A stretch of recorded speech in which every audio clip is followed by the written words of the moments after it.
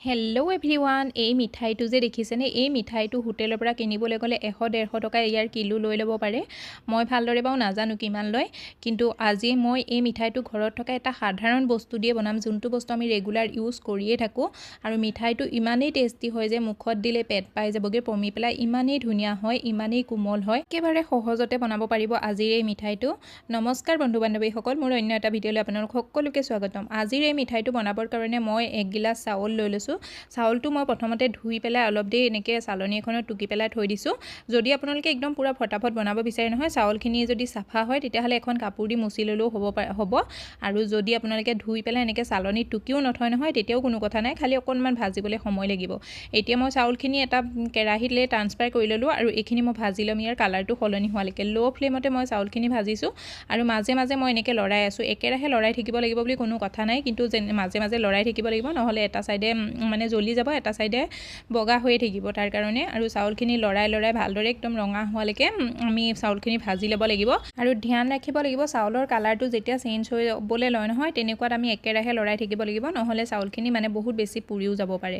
এতিয়া ইয়াত মোৰ চাউলখিনি ৰঙা হৈ গ'ল, এতিয়া মই এইখিনি নমাই পেলাই থৈ দিম। যদি আপোনালোকে মিঠাইটো কালাৰটো বেছি ডাৰ্ক কৰিব বিচাৰে তেতিয়াহ'লে চাউলখিনি আৰু অলপ ৰঙা কৰি ল'ব পাৰে, কিন্তু মই বহুত বেছি ডাৰ্ক কৰিব বিচৰা নাই।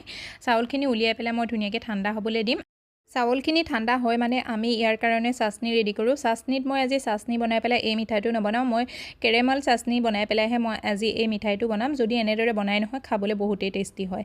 তাৰ কাৰণে মই 1 গিলাচ চাউল লৈ লৈছিলোঁ। 1 গিলাচ চাউলৰ কাৰণে মই 1 বাতি চেনি এড কৰি দিছোঁ এটা কেৰাহীত, আৰু 2 চামুচ পানী এড কৰি পেলাই ল' ফ্লেমত মই এইখিনি চেনিখিনি গলি যোৱালৈকে মিলাই থাকিম। আৰু যেতিয়া চেনিখিনি গলি যাব তেতিয়া আমি ইয়াৰ কেৰেমেলটোৰ কাৰণে একেৰাহে লৰাই থাকিব লাগিব। আনফালে মোৰ চাউলখিনিও ঠাণ্ডা হৈ গ'ল। চাউলখিনি মই এটা মিক্সাৰ জাৰত ট্ৰান্সফাৰ কৰি ল'লোঁ।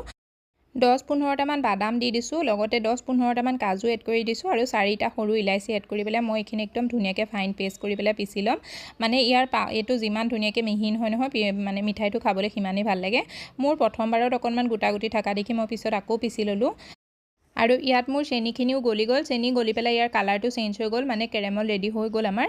আৰু আজি এই মিঠাইটো বনাবৰ কাৰণে মই গাখীৰ ব্যৱহাৰ কৰিম, যিহেতু গাখীৰখিনি মোৰ গৰম আছিলে, কেঁচা গাখীৰো নহয়, মানে ৰুম টেম্পাৰেচাৰৰ গাখীৰো নহয়। গাখীৰখিনি যিহেতু গৰম আছিলে সেইকাৰণে মই ইয়াত মানে 2 চামুচ পানী এড কৰিম প্ৰথমতে কেৰেমেলটো ৰেডি হোৱাৰ লগতে। কেৰেমেলটো ৰেডি কৰিবৰ কাৰণে চেনিখিনি মানে ধুনীয়াকৈ মেল্ট হৈ গ'লেই হৈ যায় আৰু কালাৰটো চেঞ্জ হৈ যাব।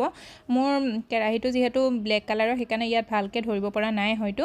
আৰু মই এতিয়া 2 চামুচমান পানী এড কৰি দিছোঁ কেৰেমেলটোৰ ওপৰত, যাতে অকণমান মানে ইয়াৰ টেম্পাৰেচাৰটো কম হৈ যায়। গাখীৰখিনিও যিহেতু গৰম আছিলে সেইকাৰণে।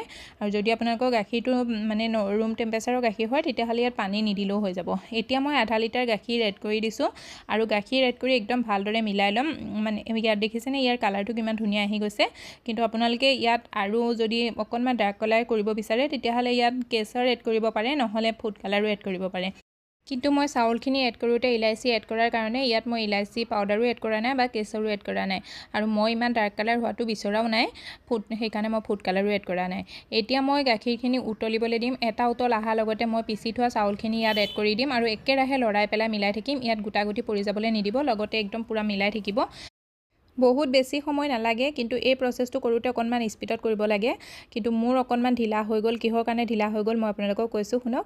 মোৰ মানে চিলিণ্ডাৰটো শেষ হৈ গ'ল, গেছ শেষ হৈ গ'ল। গেছ শেষ হৈ যোৱাৰ লগতে মই চিলিণ্ডাৰটো চেঞ্জ কৰোঁ, মানে মোৰ মানে অকণমান টাইট হৈ গ'লগৈ। আৰু টাইট হৈ যাওঁতেও কোনো কথা নাই, খাবলৈ বেয়া লাগিব বুলি তেনেকুৱা কোনো কথা নাই। কিন্তু মই মানে যেতিয়া চিলিণ্ডাৰটো সলাইছিলোঁ নহয়, তেনেকুৱাতে মই ইয়াত 1 চামুচ ঘিউ এড কৰি দিছিলোঁ। ঘিউ এড কৰোঁতে চাইড মোৰ কেমেৰা অফ হৈ গ'ল নে কি হৈ গ'ল মই গম নাপালোঁ, মানে আপোনালোকক দেখাব নোৱাৰিলোঁ।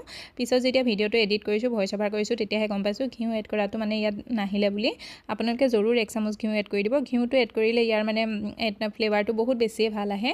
এতিয়া মই ঘি দি পেলাই গ্ৰীজ কৰি থোৱা এখন প্লেটত এইখিনি ট্ৰান্সফাৰ কৰি ল'ম। কিন্তু আপোনালোকে ইয়াৰ জেগাত কেক টিনো লৈ ল'ব পাৰে, বা কেক টিন যদি লয় নহয় এখন বাটাৰ পেপাৰ পাৰি ল'ব, বা নৰ্মেল কাগজ এখন লৈ ল'লেও হ'ব। তেতিয়াও মানে ধুনীয়াকৈ ওলাই আহিব কেক টিনত বনালেও। আৰু কেক টিন বুলি কথা নাই, এনেকৈ প্লেটতো ধুনীয়াকৈ বনাই ল'ব পাৰে। এতিয়া মই এইখিনি একদম নিজৰ হিচাপ অনুসৰি পাতল কৰি ল'ম। যিমান মানে আপোনালোকে ইয়াৰ মানে মিঠাইটো পিচটো ডাঠ কৰিব বিচাৰে, মানে শকত কৰিব বিচাৰে, বা যিমান পাতল কৰিব বিচাৰে সেইটো হিচাপত এইটো ধুনীয়াকৈ মিলাই ল'ব। মই নৰ্মেল যেনেকুৱা মিঠাই পিচ থাকে নহয় ঠিক তেনেধৰণে সিমান জোখতে ৰাখিছোঁ আৰু এয়া ওপৰৰ পৰা মই ধুনীয়াকৈ সমান কৰি দিছোঁ। ওপৰৰ পৰা যদি আপোনালোকে এনেকৈ সমান কৰিবলৈ টান পায় নহয় তেতিয়াহ'লে এটা বাতি লৈ ল'ব, বাতিটো দিও ধুনীয়াকৈ সমান কৰি দিব পাৰে। মানে এইটো প্ৰচেছটো অকণ গৰমে কৰিব লাগিব আৰু অলপ স্পীডত কৰিব লাগিব। 5 মিনিটমানৰ কাৰণে এইটো এনেকৈ পেলাই থৈ দিম আৰু 5 মিনিটমানৰ পিছত এইটো কাটি ল'ম। কাটাৰ ইয়াৰ পিচটো নিজৰ হিচাপ অনুসৰি সৰু ডাঙৰ যেনেকুৱা শ্বেপতে কাটিব বিচাৰে কাটি ল'ব পাৰে। মই আজি ইয়াৰ পিচটো কেকৰ পিচটোৰ দৰে কাটিছোঁ, মানে দীঘলকৈ কাটিম, মাজেদি আৰু দুটা ভাগ কৰি দিম। কিন্তু আপোনালোকে এইটো বৰফি চেপতো কাটিব পাৰে বা চেকি চেপতো কাটিব পাৰে, নিজৰ হিচাপ অনুসৰি ইয়াৰ শ্বেপটো দিব পাৰে। বা আপোনালোকে যদি এইটো লাড়ু বনাব বিচাৰে নহয় লাড়ুও বনাই ল'ব পাৰে, যেনেকৈ ইচ্ছা নহয় তেনেকৈয়ে কৰিব পাৰে, বহুতেই বেছি টেষ্টি হয়। আপোনালোকক মোৰ আজিৰ এই ৰেচিপিটো কেনেকুৱা লাগিছে, যদি ভাল লাগিছে পেজটো ফ'ল' কৰি দিব, লাইক কৰি দিব আৰু এটা ধুনীয়া কমেণ্ট কৰিবলৈ নাপাহৰিব। লগতে শ্বেয়াৰো কৰি দিব পৰিয়াল বন্ধুবৰ্গলৈ, যাতে তেওঁলোকেও এনেকুৱা ৰেচিপিবোৰ বনাই থাকিব পাৰে। মোৰ কাম হৈছে এনেকুৱা ৰেচিপিবোৰ আপোনালোকৰ আগত শ্বেয়াৰ কৰা।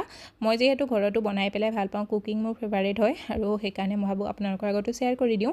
আৰু এই মিঠাইটো মই ভাঙিও দেখাই দিছোঁ, চাওকচোন কিমান ধুনীয়া কোমল হৈছে। এই মিঠাইটো দেখি লাগিছেনে এইটো মিঠাই যে আমি ঘৰত থকা চাউল দি বনাইছোঁ, যোনটো চাউল আমি সদায় ইউজ কৰি থাকোঁ।